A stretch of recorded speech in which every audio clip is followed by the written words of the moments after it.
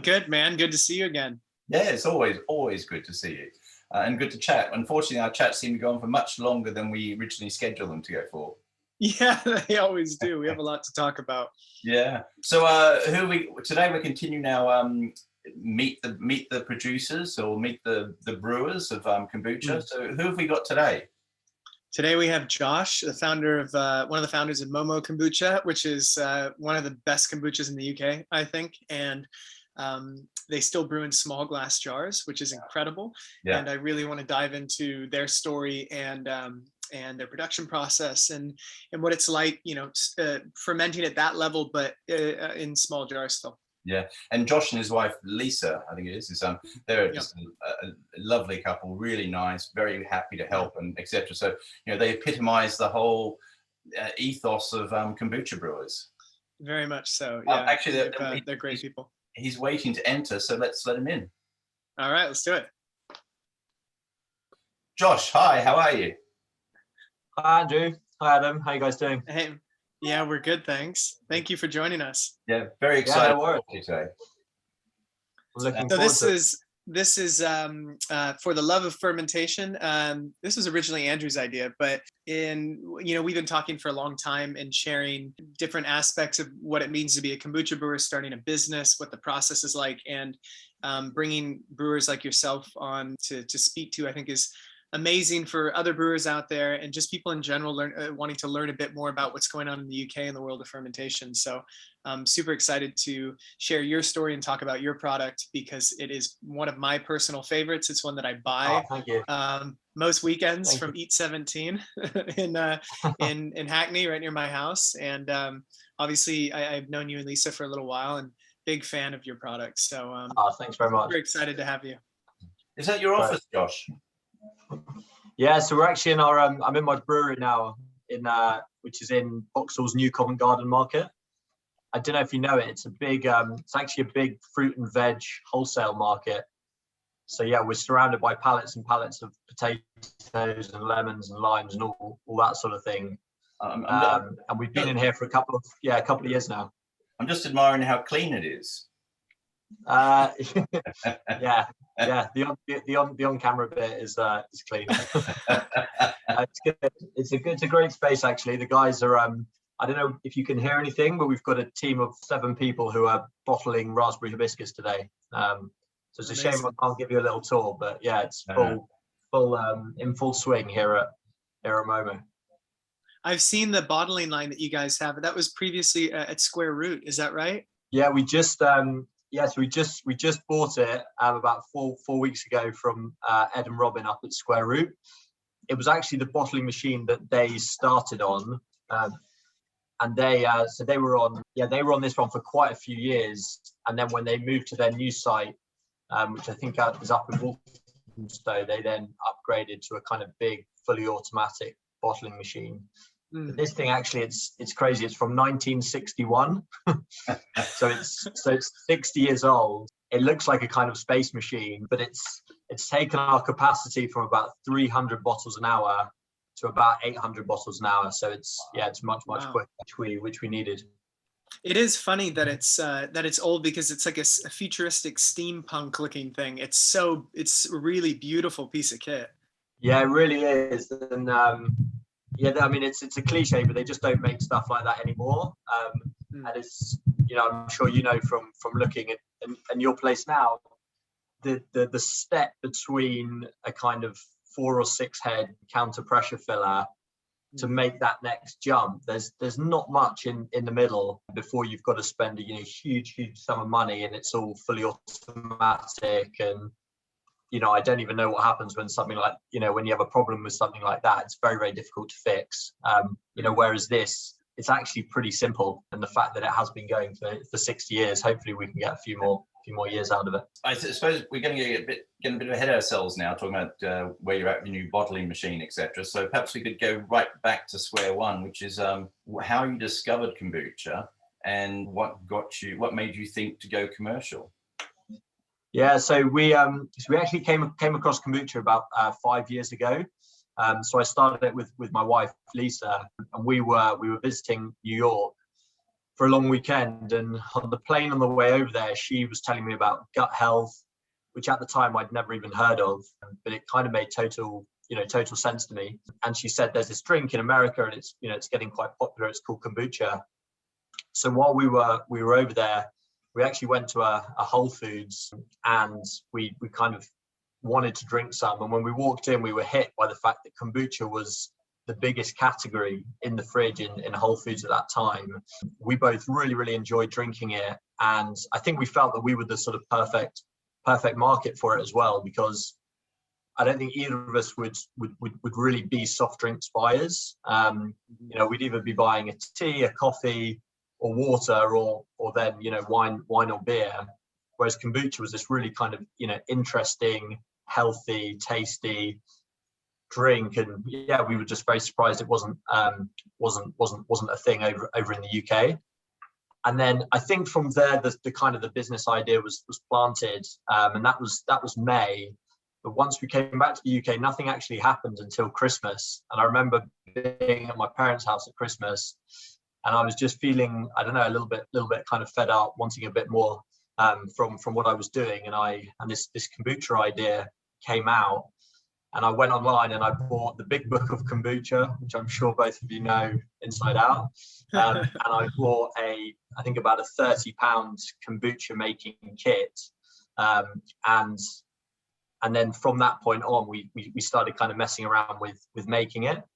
The next step, I don't know if Adam remembers, was about 5 or 6 weeks after buying that kit, we found ourselves at a JARR kombucha workshop, yeah. which was in central London, and I think it was the first one you ever did. There was about 12 of us there, so we were.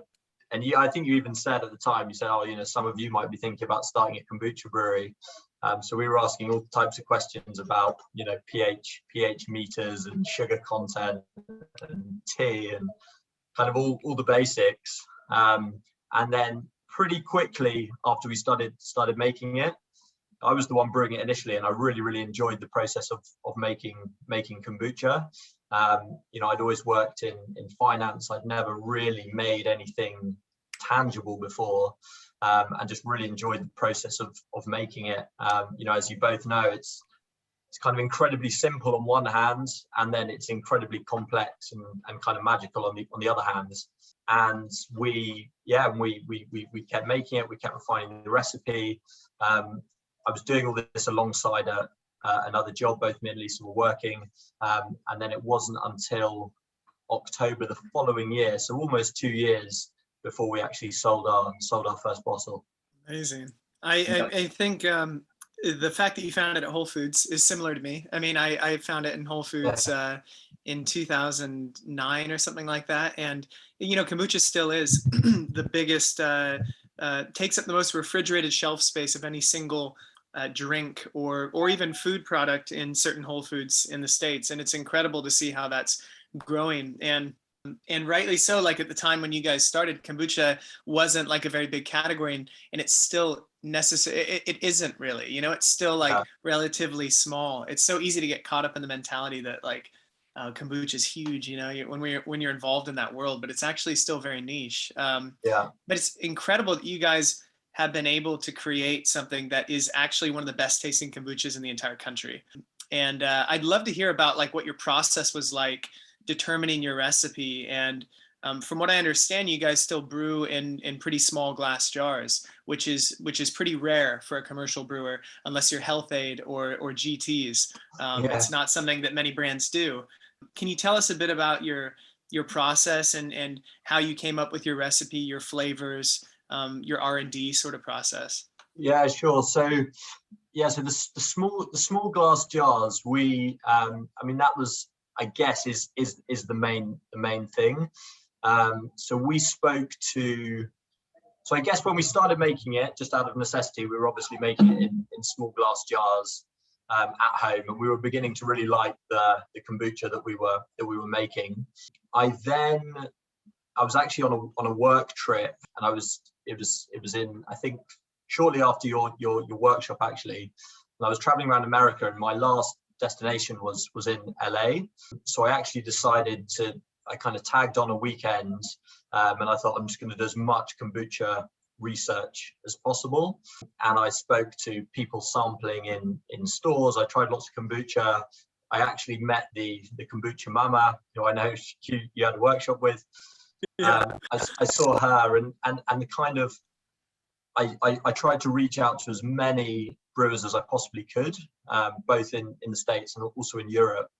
And the thing I kept hearing from them was the best kombucha they ever brewed was at home in a small glass jar. And I kind of felt like that was the way we were making it. That was what we knew how to do.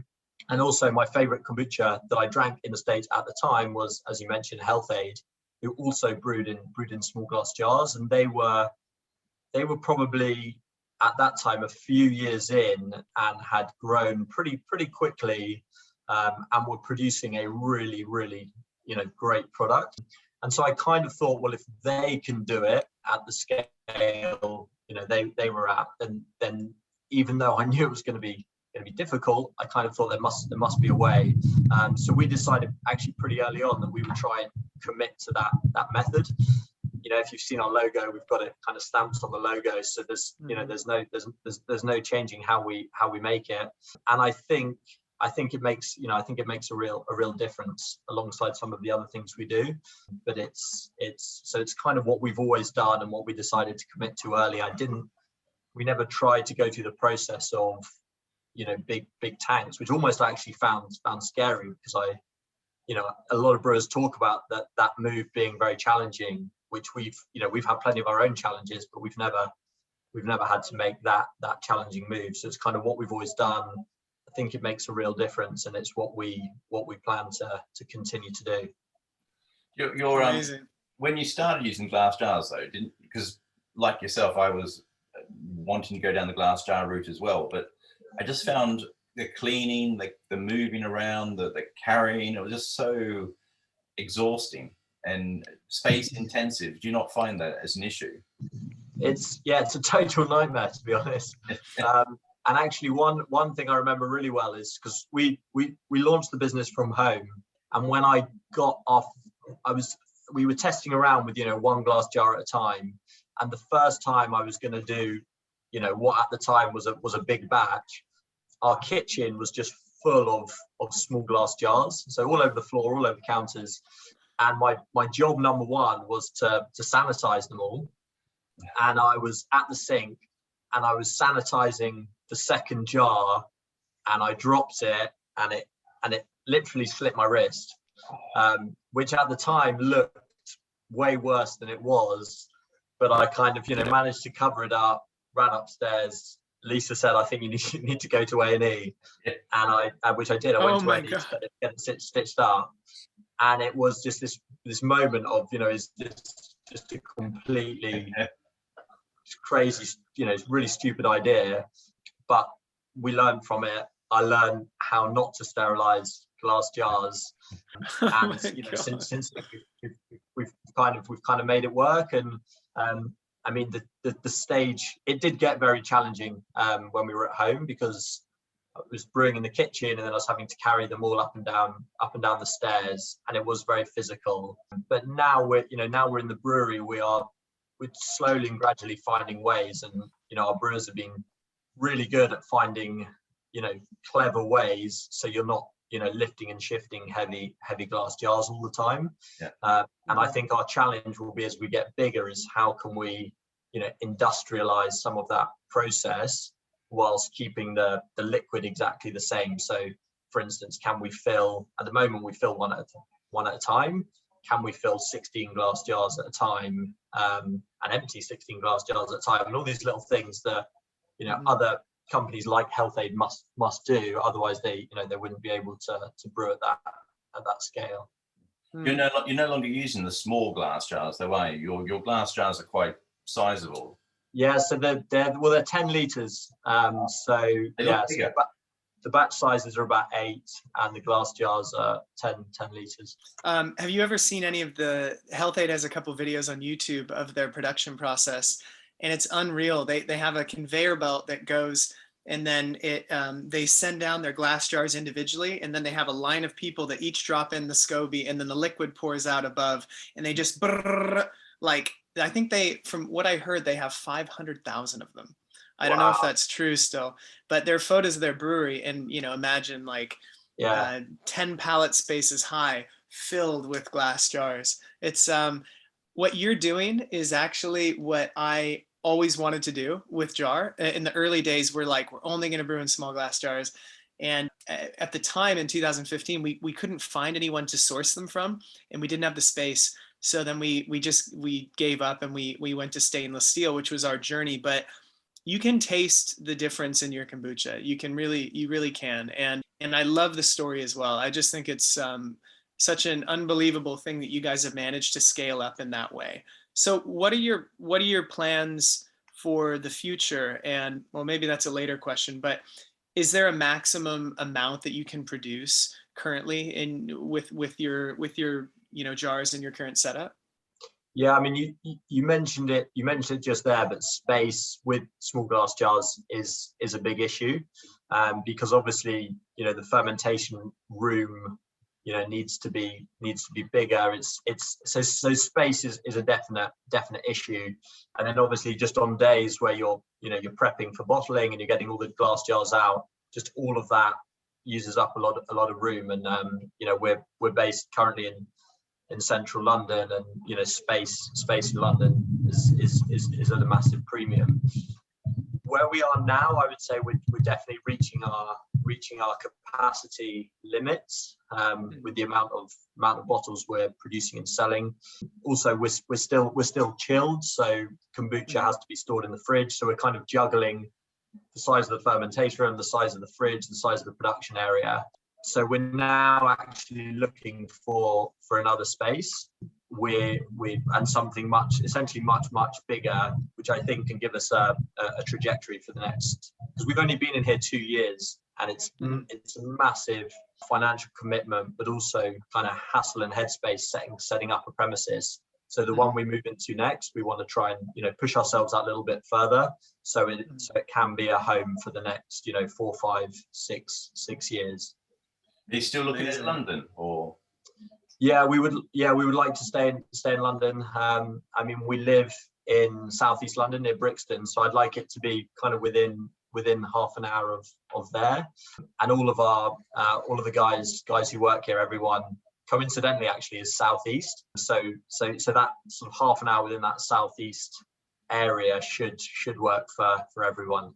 You could be neighbors with Fixate, maybe. I think they're based in Sydenham, is where their brewery is. Is that southwest or southeast? I'm not sure. That's southeast. So that's probably within that half an hour radius.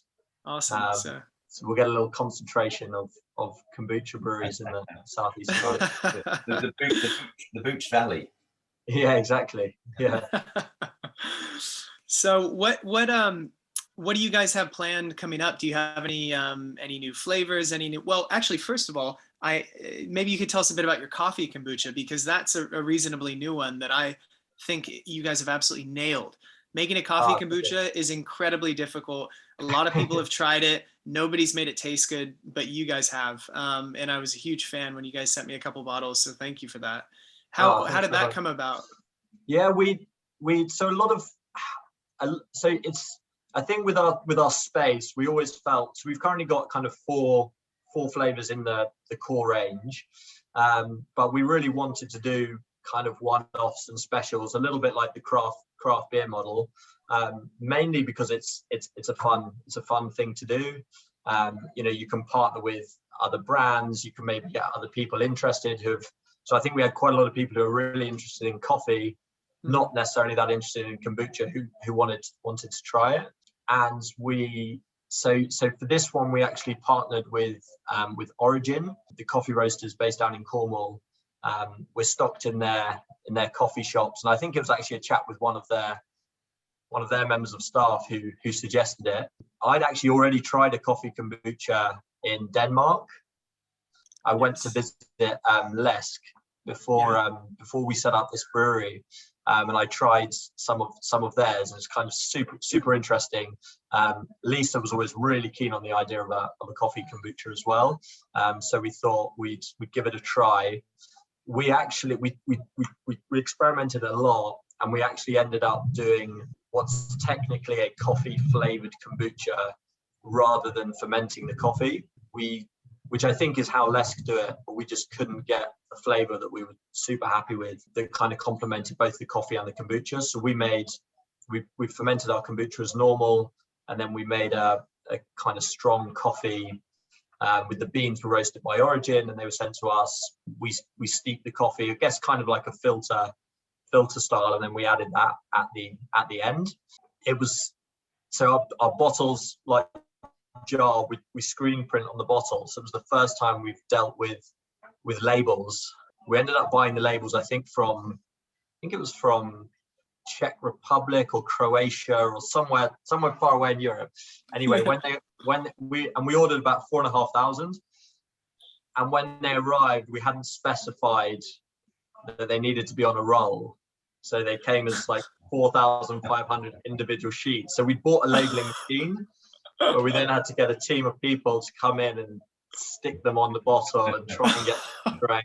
It ended up being incredibly expensive to label the bottle. So it's kind of one of these things that no one really sees behind the scenes. It was a total disaster, super stressful, but we got the bottles labeled, and I mean, the product sold really well. We linked it with a charity called Young Minds. So it was a young people's mental health charity. So some of the proceeds from every bottle went to charity, and it was just, apart from the labeling issue, it was a really fun thing to do, and I think it got people interested in kombucha who maybe didn't know so much about it.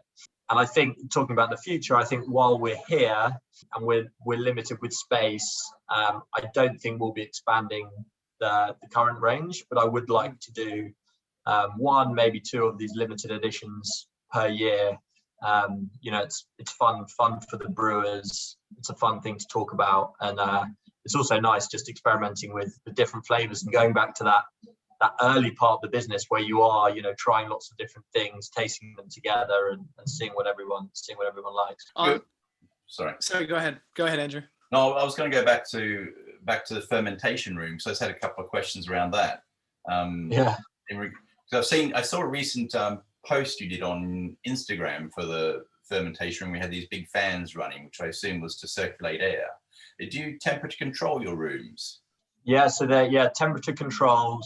Yeah, the fans are to circulate, because we worried, and I think maybe we over worried at the space we're at, but we worried that because the kombucha is obviously producing CO2, and with CO2 being denser than air, are worried that you might get this kind of weird split in the room, which is the only reason we have the fans. And then we try and keep the fermentation room between 26 to 28 degrees. That's balmy here at the moment. Yeah, exactly. Yeah. Well, actually now, so we're the brewery's in a railway arch, which is kind of almost naturally air conditioned. So now we're actually having to open the door of the fermentation room to cool it down rather than heat it up. Speaking of CO2, that reminds me of when we first started. We brewed in the JARR bar where we used to serve it on draft, but it was essentially the size of a shipping container, and we had two 2,000-liter tanks down the end. And I would close up the bar, pull down the thing, and I'd work from that room where the kombucha was fermenting. But 4,000 liters of kombucha were emitting lots of CO2, and I found myself getting really spaced out. I didn't know why. And it turns out when we finally got a CO2 reader, it was toxic levels of CO2.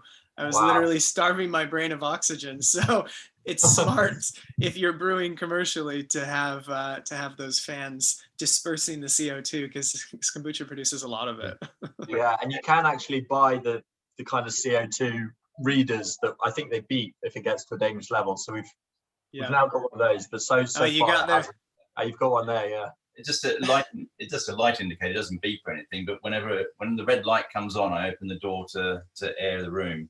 Don't want to fall asleep into a tank or something. That's actually one of the most, this is dark, but it's one of the most common causes of death in a beer brewery is CO2 intoxication, because people will inhale you know, they'll open a tank, they'll inhale, and they'll fall into it. I mean, it's actually quite scary. Death by kombucha is not the way that any of us really want to go, I don't think. No. Just briefly, I wanted to comment on your coffee kombucha. I didn't realize that you made it in the way that you fermented your base kombucha and then added the flavoring. But I think that's a really good idea, because what I noticed when I tasted it was that I could really get a sense of what your base brew tastes like. And I remember saying to my partner, I was like, oh my God, they should make an original kombucha, because it tasted so good. Your base brew is really fantastic. And then the coffee had a really nice like sweetness to it that balanced it. It wasn't overpowering. And that was what was different, I think, about the coffee kombuchas I've tried in the past. They've been too far on the coffee side or just not quite right, and the balance was really there. So I just wanted to applaud you for that. It is an excellent drink. Well, thanks very much. I can't take much of the credit myself, so I'll pass that on to the brewers. They'll be pleased to hear it. But for your base, do you use the same base for every flavor? And what teas do you use? Yeah, so we use so there's a slightly different process. So for the ginger lemon and the turmeric, that's the same base kombucha. So for those we use a sencha, an assam, and a pu'er tea. For the elderflower and the raspberry hibiscus, it's a slightly different process, because we kind of flavor those pre-fermentation. So for the elderflower, we're actually steeping the elderflower leaves with the tea. For that one, we drop the pu'er, so it's just assam, sencha, and then elderflowers. And then after the fermentation, we add a tiny little bit of organic cold pressed apple juice, which goes really nicely with the elderflower. And then for the raspberry hibiscus, it's essentially the same. So sencha, assam, and then we steep hibiscus, which just gives the most amazing kind of bright pink, really deep, bright pink color, which actually turns the scoby. When the scobies grow, they grow pink, which is quite cool. And then for that one, we add a little bit of organic cold pressed raspberry at the end. But funnily enough, most people think that kind of raspberry berry flavor comes from adding the raspberry. It's actually mainly from the hibiscus. The hibiscus gives it this incredible berry flavor, and then adding the raspberry just kind of elevates it a little bit. So I think it's a really fun one to brew, the hibiscus, just because of the color and the flavor that you get is very different from if you just make yourself a hibiscus tea. It's really crazy. It's interesting that you guys add that some of the flavoring pre-fermentation. A question we get asked a lot is, can I brew with herbal teas and stuff like that? And we'd never been able to achieve it. But do you see that it has any impact on your SCOBY long term, or have they adapted to that methodology? Well, so when we create the SCOBY or the starter culture, we use the same base every time. So for that, we actually just use sencha. So, and then when we're brewing the elderflower kombucha and raspberry hibiscus, if you look at the kind of ratio of the elderflower and hibiscus versus the tea, it's still only a small part of it, but the fermentation just completely blows up the flavor. And actually, if anything, I think the only meaningful difference is it slightly speeds up the fermentation process. And so I don't know if it's, the nutrients in those dried flowers that the culture actually likes, but it's both of those, it's consistently a faster fermentation. Wow. And then the ginger lemon and the turmeric, we just add a very small amount of organic cold pressed juice post fermentation. And again, the kombucha just completely amplifies those flavors. It's really nice. So do you brew your starter separately, or ferment your starter separately, and then from that pool of starter you add to whichever batch you're making? You don't take anything from the batch you're making back into a starter? No. So yeah, the former. So that's completely separate. We'll have a separate brew day where we're just brewing starter culture, and then that is the same across all the four flavors. And what size batches are you doing now? And I'm guessing it's all glass jars. You're doing these batches in glass jars. So what size? Yeah, it's all. Yeah, so now we're doing our general size is 180 glass jars, Wow. which is off the top of my head, I think it's 1,600 liters. So yeah, it's a lot. It's a lot, yeah, but it kind of has to. It's the plan is to make that a lot bigger. Do you have some sort of semi-automatic jar cleaning system? At the moment, no. hopefully one day. We've got a bit of kit that kind of sterilizes the jar, but you still need someone taking them on and off. It's hard work, really hard work. Now, a lot of people that have tuned into our previous episodes are brewers from around the world. And one of the reasons we're doing this is because both of us have, reached out to or been reached out to by lots of different people around the world that are trying to brew kombucha, trying to start a brand, and they just can't get the information. What advice do you have for people who are really in love with kombucha and want to take it from, a homebrew operation to a commercial enterprise? Are there any pitfalls that you found? Anything that you any advice you can offer? Some people that are starting out for the first time. Yeah, I mean, well, firstly, I would just say I'm very grateful to people like you who did help us a lot at the beginning, and also massive shout out to Eric in Denmark from Lesk, who's also really helpful. Showed us around his brewery. At the time, he had a very similar manufacturing process they've changed it slightly now, but very similar process, and he was incredibly open and really helped us. So I think people can always reach out, and I think it's amazing how helpful you'll find some people to be. So yeah, definitely thank you very much for that. The advice, there's so many things. I think get started is probably number one. I've seen a lot of people really procrastinate around getting started, waiting for to find the perfect recipe or the perfect method or the perfect bottle or the perfect cap or all these things. And I think it's really important to say that you can iterate as you go.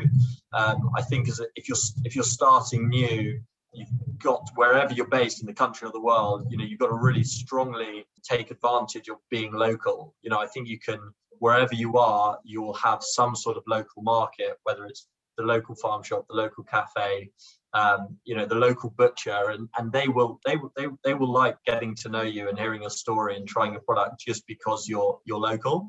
And by starting local, you can learn a lot about what you're doing, learn a lot about what your product, and change quickly. So as you spread further out, your product's getting stronger and stronger.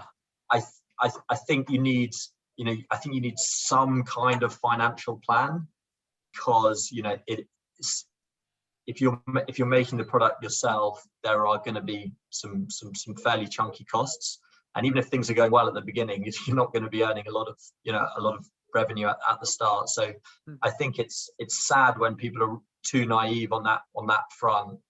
I think eventually then probably get a little bit taken advantage of, because they become desperate, and then their project can never really get anywhere, because they're fighting that battle, or they've had to give away too much of the company early on. So you really don't need to have everything worked out, but I think you need some base financial plan, and also how you're gonna support yourself at the start. You have to think about. So yeah, those are probably my main things. Yeah, reach out to people, get started, start local, iterate, and have a small idea around the financials. Following on from Adam's question, what equipment do you recommend people? What's the essential equipment that you think people should have when they start out? Things that they might not think of. Yeah, I mean, I think if I think back to when we started, some of the key bits of kit were a relatively decent pH meter. I think is essential to understand what's happening there, and also a relatively decent bricks, so you can measure the sugar and see how that's changing. Neither of which are particularly expensive. Apart from that, when I think back to the equipment we had, it was very, very, very basic. We had a single head inomatic bottle filler. Obviously glass jars, we had a relatively big stock pot that we brewed the tea in at home, and then we slowly added bits of kit from there. I think a couple of word of warnings, especially as you start getting bigger, is people will often tell you they can get what you need and give you what they need. And if people are starting to customize things for you, it can get very, very expensive very, very quickly. And I think people, will often tell you they've got what you need when actually they don't. So I would be quite careful on that. And I would be also quite careful. We had on where you spend money on consultancy, because I think we had a few opportunities to spend what at the time was quite a lot of money, and it seemed very attractive because there was so many things I didn't know, and I kind of assumed that these things would just give me all the answers. And I think the reality is they can't necessarily give you the answers, or they won't necessarily give the answers, because actually the answers might be worth many times what you're going to pay. So you'll get one view, or you'll get some advice, but it's not quite what you need. I think with kombucha especially, I think it's you're generally learning by doing, and speaking to people like yourselves who are willing to help and can give some really really good advice. But I think you only need to look at all the different kombuchas now in the UK. I'd say they generally taste really different. People have different methods of producing it. There really is not one answer, and I think you can only get to what's right for you by this kind of trial and error approach. Oh, that's such good advice, man. I wish I'd had that advice when we started. Yeah. You didn't really have anyone to ask, I guess. We tried, one of the reasons why we're doing this, and in general, just being, looking for more transparencies, because when we started, I reached out to all my favorite US kombucha breweries, and nobody would respond to us or give us any information at all. And it's a shame. And the people that we did get a little bit of information from charged quite a bit of money.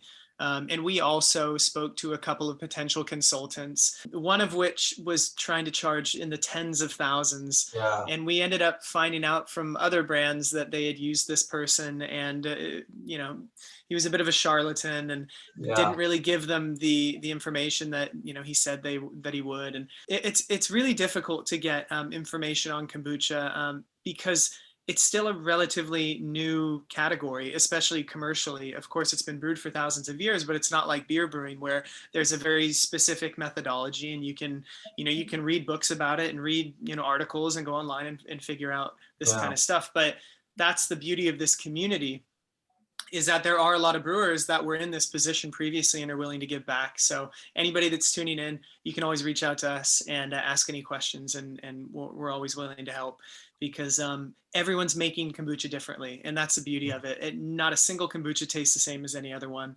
And it's just like beer. The beer industry flourishes, and there's thousands of beer breweries in the UK.